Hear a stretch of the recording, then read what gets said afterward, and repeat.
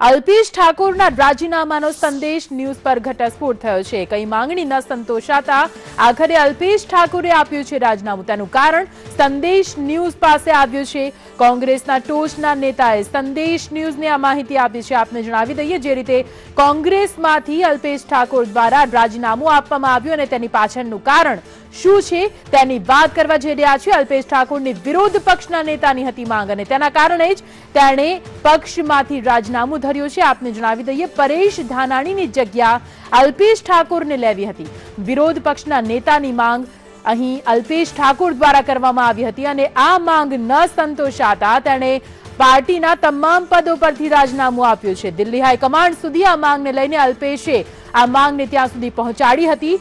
ભૂતકાળમાં પણ કાર્યકારી પ્રમુખ બનાવવાની માંગ તેના દ્વારા કરવામાં આવી હતી અને અલ્પેશ ઠાકોર દર વખતે કોંગ્રેસ પાસે મુકતા હતા નવી માંગણી।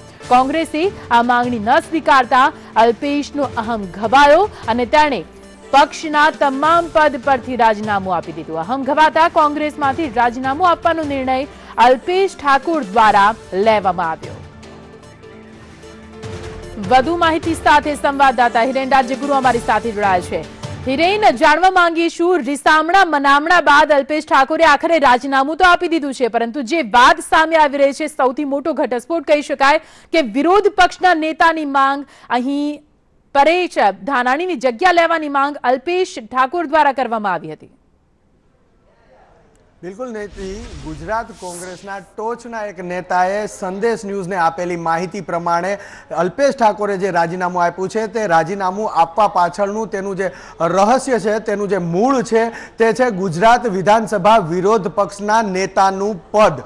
ગુજરાત વિધાનસભા વિરોધ પક્ષના નેતાનું પદની માંગણી કરી હતી આ વખતે અલ્પેશ ઠાકોરે કોંગ્રેસ પાસે અને તે ન આપતા તેમનો અહમ ઘવાયો અને ઘવાયેલા અહમના કારણે તાત્કાલિક તેમણે નિર્ણય કર્યો અને કોંગ્રેસના તમામ પદ ઉપરથી તેમણે રાજીનામું આપી દીધું। જ્યાં સુધી કોંગ્રેસના નેતાઓ પાસેથી સમાચાર મળી રહ્યા છે તે પ્રમાણે અલ્પેશ ઠાકોર વારંવાર કોંગ્રેસ સાથે જે ડિમાન્ડ કરી રહ્યા હતા તે ડિમાન્ડ વારંવાર કોઈક ને કોઈક નવી ડિમાન્ડ હતી। ભૂતકાળમાં તેમણે કાર્યકારી પ્રમુખ બનાવવાની પણ ડિમાન્ડ કરી હતી, તે માંગણી પણ ન સંતોષાઈ હતી। ત્યારબાદ લોકસભાની ચૂંટણીમાં કેટલીક બેઠકો ઉપર પોતાના પસંદીદા ઉમેદવારો મૂકવાની પણ માંગણી હતી, તે માંગણી પણ ન સંતોષાય। અંતે ગઈકાલ રાતથી તે જે સમાચારો સામે આવ્યા કે અલ્પેશ ઠાકોર કોંગ્રેસમાંથી રાજીનામું આપી શકે છે અને ભાજપમાં જોડાઈ શકે છે તેવા ગઈકાલ રાત્રે સમાચાર હતા, પરંતુ આજે જે સમાચાર આવ્યા કે ભાજપમાં નહીં જોડાય પરંતુ 100% તે કોંગ્રેસમાંથી રાજીનામું આપશે। ત્યારે છેલ્લી ઘડી સુધી કોંગ્રેસના નેતાઓના સંપર્કમાં હતા,